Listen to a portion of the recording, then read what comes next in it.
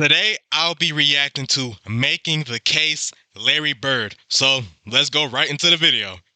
Basketball is special. The size of the court and the lack of pads or helmets give fans the most intimate experience of a team sport that exists. And because of the different styles that basketball allows for, players develop their own distinct identities and signature styles through their creativity, flair, and athleticism. Oh my goodness. And although no player succeeds alone, the scoring volume and two-way nature of the sport give individual stars a nearly unprecedented amount of control over the flow and outcome of a game. For this reason, players are constantly compared to their peers and to the legends of the past in order to answer the most hotly contested question in the sport. Who's the greatest to ever do it? For many, the question is redundant. They believe in only one right answer, their answer. Others might have their own personal stance, but acknowledge one or two alternatives. But I believe that there's much more nuance to the question of greatness and more answers to it than you might think. By my count, there are... In my opinion, I think LeBron James is the GOAT. I think Michael Jordan's number 2. That's my personal opinion. Watching this video, I might change my mind. Larry Bird, nice. I got Larry Bird 6th all time. I have LeBron number 1, MJ number 2. I have Kareem number 3, Kobe number 4. Kobe and Kareem can low-key switch low-key, but I'll say, yeah, Kareem 3, Kobe 4. I got Magic number 5. Then I got Larry Bird at number 6. By my count, there are 8 players in NBA history that have a substantial claim as the GOAT. It's a subjective thing, though. I can't give you a definitive answer. All I can do is make the argument. So today, I'll be making the case for Larry Bird as the greatest basketball player of all time.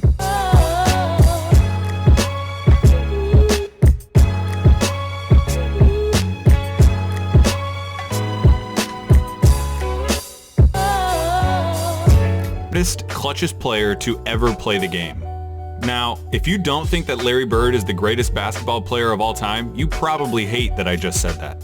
Those are the kind of talking head sport cliches that surely impact the game but are impossible to empirically measure. I was about to say, well, he probably do think that, I don't know.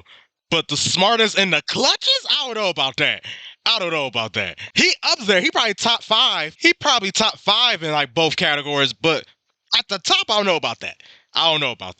The kind of talking head sport cliches that surely impact the game but are impossible to empirically measure.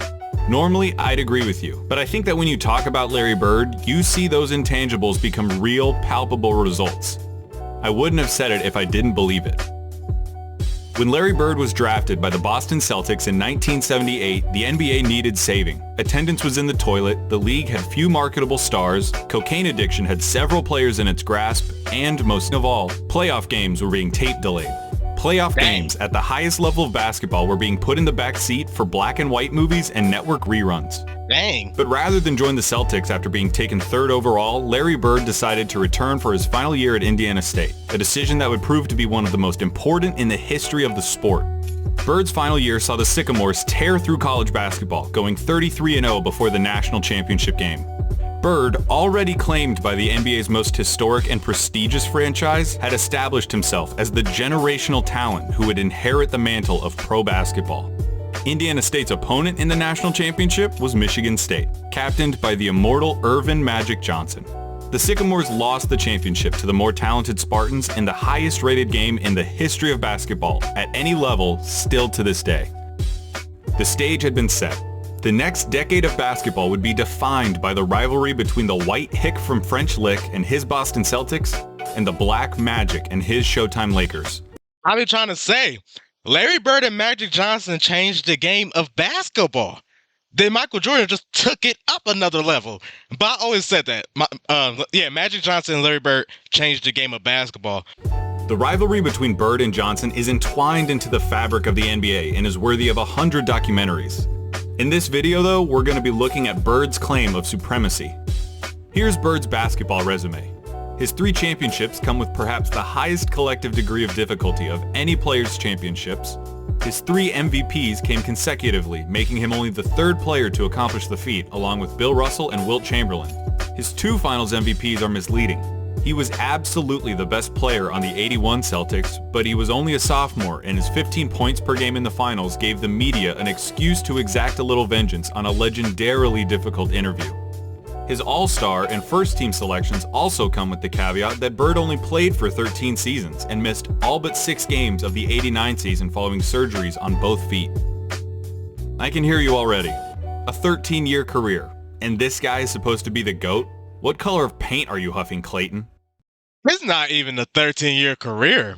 Like, no, let's go back. You know what? Let's go back. 3 championships, 3 MVPs, 2 finals MVPs, 12 All-Star selections, and 10 All-NBAs, 9-time first team, 1-time second team. That's a great resume for a 13-year career. Honestly, really, I could care less how long a player played for them to be considered a GOAT. That don't matter for me. This is a great resume for 13 years, though. Shout out to Larry Bird. That is a great resume. That's a great resume, though. I don't think him playing 13 years should be used against him, though. If you're arguing he's not the GOAT. I don't think he's the GOAT, but I'm not going to use him playing 13 years against him. Like, that's a great resume. Following surgeries on both feet. I can hear you already. A 13-year career. And this guy is supposed to be the GOAT? What color of paint are you huffing, Clayton? Green, obviously. But hear me out. Yeah, Bird's career lasted about 2/3 as long as it should have. But what he did in that time was so impressive and so substantial that every basketball fan acknowledges that he's in the conversation as the greatest ever. Doesn't it matter that those 13 years saved professional basketball, delivered a disproportionate amount of memorable moments, defined the golden age of the league, and produced a career by which all other forwards, before or since, are measured? Bird squeezed every... Okay, so now look at the stats. Well, it's paused right now, so I'm just going to tell y'all his stats. So the 3 years from 1984 to 1986, Larry Bird averaged 26 points a game, 10 rebounds, 7 assists, 2 steals, and a block. Shooting 50% from the field and 39% from 3. That's a good 3 years right there. That's excellent. Yeah, Larry Bird was that guy. Yeah, he was him for sure. Yeah, that's nice. That's a nice 3-year stretch, most definitely. Yeah. What does an A+ Larry Bird season look like? A full box score, a blowout win, a nearly undefeated record at home, and a play style that could only be described one way. White. Larry Bird isn't just a white basketball player, he's the white basketball player. To describe Larry Bird's game is to thumb through the Hoops dictionary and pick out every cliche about white players. Unathletic, great shooter, good fundamentals, the whole thing. The archetype of a white basketball player is Larry Bird, with one exception. He had an elite player. Jerry West called him nearly as perfect as you can get. He was the league's first great marksman. He could contort his body to shoot from anywhere on the court, regardless of the level of defense. He pioneered the art of the dagger 3 and was the founding member of the 50-40-90 club. At 6'9", Bird's understanding of angles and coordination led to a higher rebounding average than Patrick Ewing, and it made him an impressively adept finisher in his younger years. In '86, Bird dropped 47 points on the Blazers, playing the majority of the game left-handed. Now, I will give him that. Larry Bird is one of the most skilled players ever. On the offensive end, he had no weaknesses. Broken shoot. He really wasn't like a big dribbler like that, but he had a good handle. 3-point shot, mid-range, post-game. He was great creating for others. So yeah, I give him that. Larry Bird was great on the offensive end. Also, he was also a great rebounder as well. So yeah, I'll give Larry Bird that. His lack of quick lateral movement meant that Bird didn't do much when it came to slapping the floor and picking up the opposing point guard, but his size and omniscience gave him the ability to body similarly sized players, read defenses like a free safety, and pick off passing lanes with ease. His passing was transcendent, and I'll highlight it later. And of course you need to know that Larry Bird was a tough... He had a superhuman motor and dove for loose balls like a beagle at the park. He was a willing participant in his share of fights, often precipitated by his league-renowned trash talk. Larry Bird told Robert Reed he ought to stay there. He should have stayed in preaching. That was funny. He had 50 points. I was guarding in my rookie year. He looked at me and he goes, "You can't stop me." And I looked at him and I said, "Gosh, boy, you're so confident." He proceeded to score like 10 straight points on me. The coach took me out the game. He walks by and he's laughing at me. Oh, that's savage.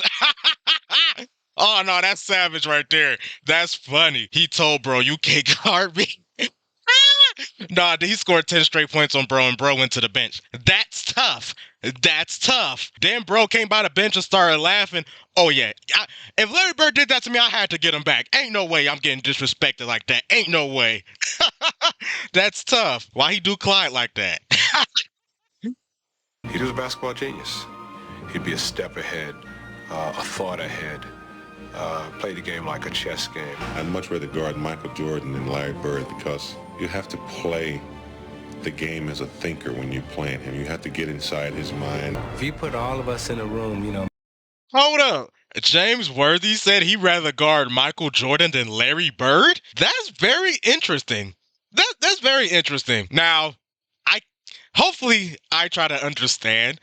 Of course, I think Michael Jordan is the better player than Larry Bird, but I understand. It's kind of like, because Larry Bird, he's also a great passer. So say like you did stop him on offense, like just like with a double team or something, he could easily kick it out to somebody for an easy layup or pass to somebody for an easy layup or kick it out to somebody for a jump shot. So I understand that because when he's not scoring, he's creating for others to score. So I understand that might be more dangerous than Michael Jordan. I know some people, Michael Jordan passes. Michael Jordan was not a passer like that. Michael Jordan mind was to score the ball first. I touch the ball, I'm scoring. That's Michael Jordan mindset. Nothing wrong with it. It's just that's how Michael Jordan played. Michael Jordan was not thinking about passing. Not one bit. Not one bit he was thinking about passing. Michael Jordan mind was to score. So it might be easy because Michael Jordan, you just got focused on him stopping the ball. But with Larry Bird, you just got focused on him not scoring. When guarding Larry Bird, you got focused on him. Like, you got to try to stop him scoring. But also, you still got to guard everybody on the court because you think, oh, yeah, we double team Larry Bird. Boom, somebody cut to the rim. Easy lay. So I could understand James Worthy from that standpoint. It makes sense. It makes sense. As a thinker when you're playing him, you have to get inside his mind. if you put all of us in a room, Magic, Jordan, myself, and Bird probably be the guy who walks out of the room at the end of the day. Did you notice something during those testimonies? Those are some of the best basketball players of all time, and they all sing Bird's praises like they were former assassins who had to go toe-to-toe with John Wick, and they're just happy to be alive. Bird excelled during one of the most talent-rich periods in league history. The abridged list of his basketball rivals goes like this: Dr. J and Moses Malone on the Philadelphia 76ers, Sidney Moncrief on the Milwaukee Bucks, Isaiah Thomas, Bill Laimbeer and the Bad Boy Pistons, Dominique Wilkins on the Atlanta Hawks, Bernard King on the New York Knicks, Michael Jordan on the Chicago Bulls, Hakeem Olajuwon and Ralph Sampson on the Houston Rockets, and of course, Magic Johnson, James Worthy, and Kareem Abdul-Jabbar on the Los Angeles Lakers. Dang, that's a lot of competition. Okay, I admit that era was lit. That's some good rivals right there. I'll admit that. That's some good rivals. That's a lot of competition right there. Alright, there's no point avoiding it any longer. We have to look at Magic versus Larry. Facts. If you have Magic over Larry, it's because he has 5 rings to Larry's 3, had a peak that lasted about 2 or 3 years longer than Larry's, and had a 2-1 record against Bird's Celtics in the finals. Perfectly legitimate, completely respectable arguments. But in the interest of making Bird's case, allow me to retort. For nearly the entire decade of the 1980s, the Eastern Conference was irrefutably the more competitive conference between the two. Considering the competition, for Bird to have made 5 finals appearances is just as impressive as Magic's 9. As for the head-to-head record responsible for Magic's 2 extra titles, he had more help. Seriously, the Celtics' Big 3 and the Lakers' Big 3 get compared all the time historically as if they were of equal caliber, but weren't Magic's accomplices just a step above Bird's? No disrespect at all to Kevin McHale and Robert Parrish, but Kareem was the alpha dog on the 71 Bucks and was the best player for at least 2 of the Lakers' 5 titles. I'll give him that. Magic having James Worthy and Kareem, that's better than Larry Bird having Parrish and McHale. I'll give him that. That's fair. Like, I understand him saying Larry Bird going to the finals 5 times in a I guess harder Eastern Conference is just as good as Magic going to the finals 9 times, but I don't know about that though.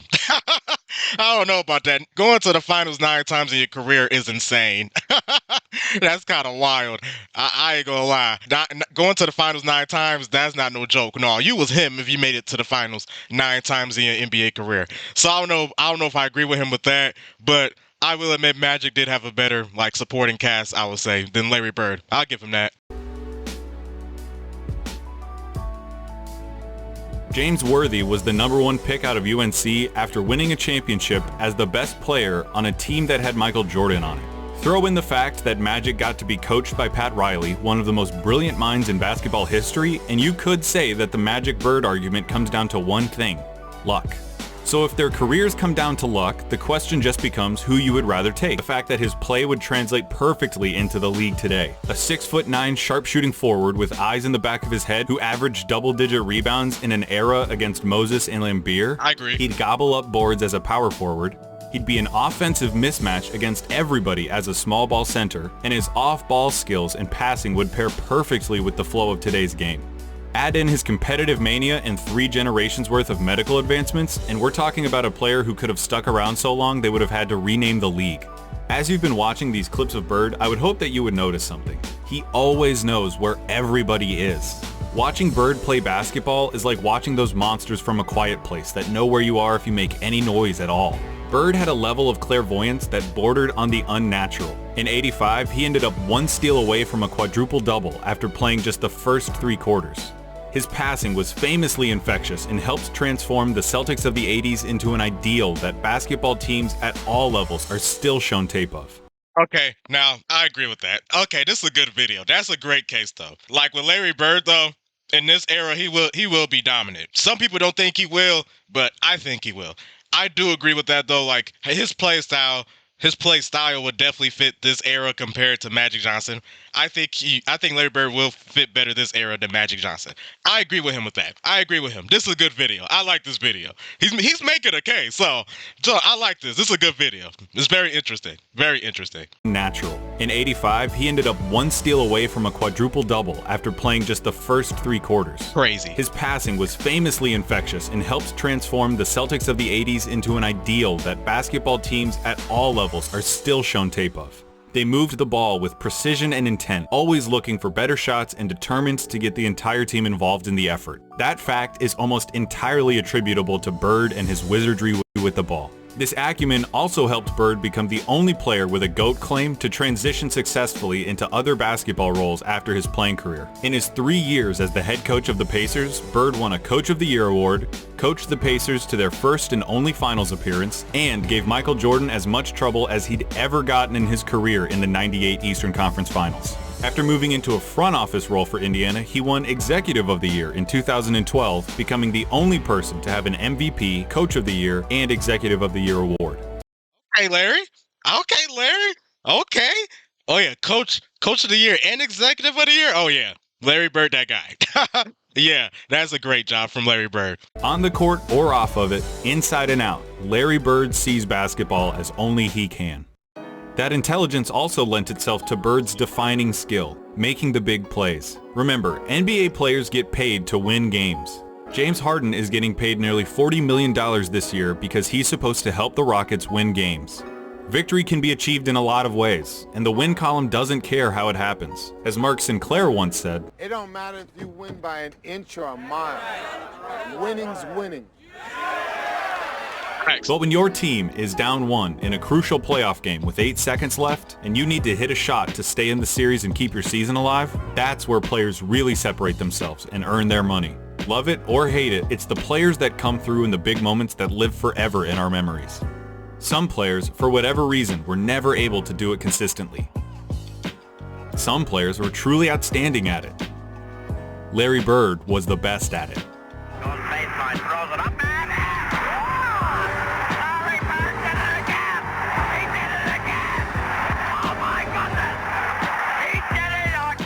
I'm not going to give you the stats about his field goal shooting under 2 minutes with a score that's this close or tell you who has the most buzzer beaters or any of that. Take that for data.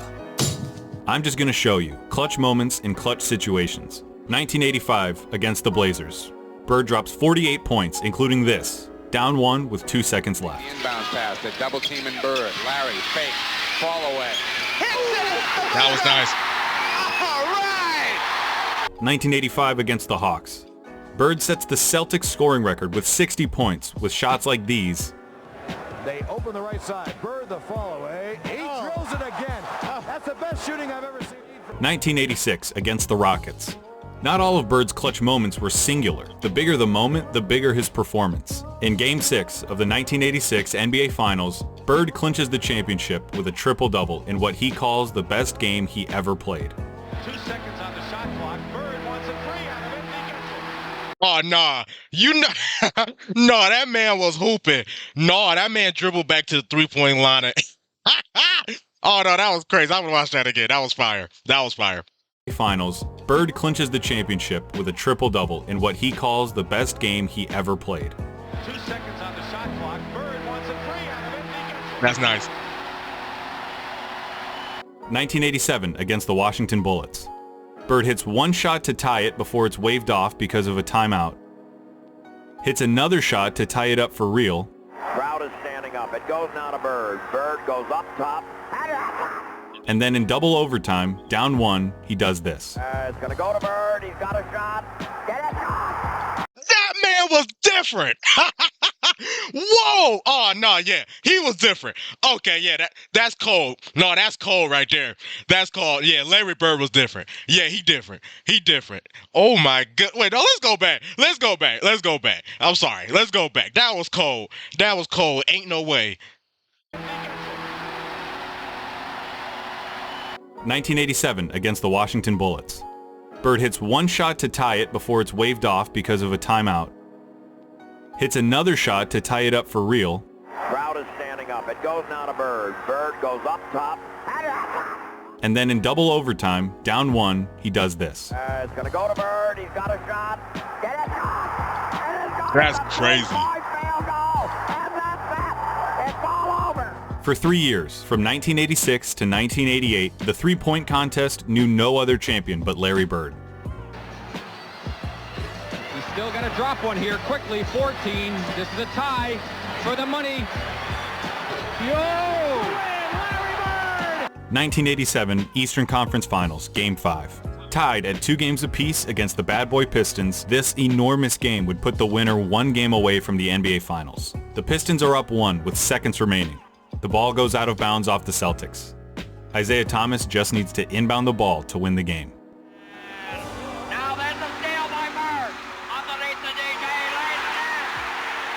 Right at 1 second left. I really want to understand that play. I don't know why Isaiah Thomas rushed that. Like, why did he rush that? Like, y'all could have easily had the game. I still don't understand why he rushed that pass. I really don't.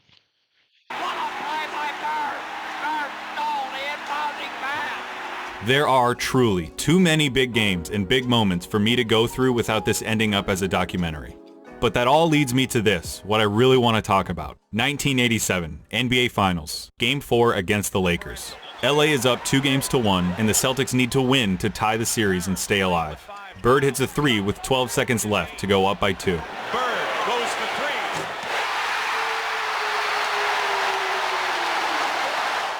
Kareem comes down and gets fouled with 8 seconds left. He makes the first, but misses the second. LA ends up with the ball with 7 seconds left, down 1 point. In the low post, being guarded by Dennis Johnson. Byron Scott is in the ball game now. Magic hits this, the baby skyhook. Magic with a hook shot. Scores with 2. 2 seconds left, down 1. Dennis Johnson on the inbound. Bird fires it. What do you think happens? I bet it wasn't that. When I paused the tape and the ball was hanging in the air, you thought it was going in. It was right on target. It did look like it was going in, though. It did. But that shot from Magic, though, wait, that man was clutch. Hold up. Was that baby skyhook over 2 or 3 people? I gotta see that again. Hold up. Let me go back. Okay, hold up. In the low post, being guarded by Dennis Johnson. Byron Scott is in the ball game now. Magic hits this, the baby skyhook. Magic with a hook shot. Scores with 2. 2 seconds left, down 1. Dennis Johnson on the inbound. Bird fires it. What do you think happens? I bet it wasn't that. When I paused the tape and the ball was hanging in the air, you thought it was going in. Bird thought it was going in. Magic thought it was going in. I've seen this game before, and I still think it's going to go in. But it didn't. Pat Riley said it himself. We got lucky. And that, a missed shot in the NBA Finals, is why he's the clutchest. Because after he makes the big plays, has the big games, hits the big shots, time and time again, you expect him to hit every shot, to win every game. And in those fleeting moments when he doesn't, when he looks like a mere human, when he looks like everyone else who tries to do what he does, you just can't believe it. Nah, leaving Larry Bird wide open for a 3 in the NBA Finals is crazy, though. That's insane. They did get away with that, because that's crazy. That's what Larry Bird did. He made the big plays so often you thought he was going to make them every time. He helped turn basketball into a global phenomenon, paving the way for every Michael Jordan, Kobe Bryant, or LeBron James who comes through our lives. He played basketball in its purest form and captained a team that is consistently ranked among the greatest of all time. He has the second highest win percentage in the history of the NBA, behind Magic by less than 0.5%, about 10 games. He was the complete package, a player with no holes in his game whatsoever. They called him Basketball Jesus. He didn't get that name without doing something extraordinary. He saved basketball. And he did it by playing it better than anyone else. Here's Magic at Bird's retirement in 1993. Larry Bird said that there would be another Larry Bird one day. And Larry, there will never, ever, ever be another Larry Bird. To the greatest basketball player ever, but more important, a friend forever.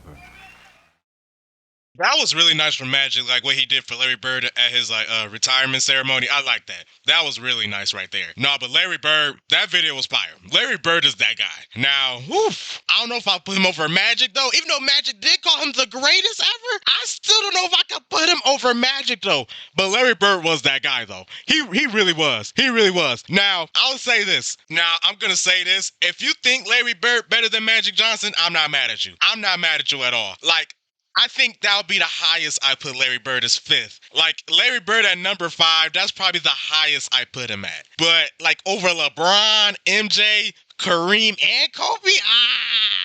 I don't know. Larry Bird was nice, though. I have nothing bad to say about Larry Bird. Larry Bird was that dude. Now, he said he was the clutchest in NBA history. I'm not mad if you think that either. In my opinion, I think Michael Jordan the clutchest. But if you think Larry Bird is the clutches, I'm not mad at you for that. I'm not mad at you. But that was a great video, though. That was a great video. I really did like that video, though. He was making a good case, though. Clayton, he was making a great case. So drop down in the comments below y'all thoughts about this video. Y'all thoughts about Larry Bird. Do you think Larry Bird to GOAT? Where you have Larry Bird place all time? I'm curious to see what y'all think.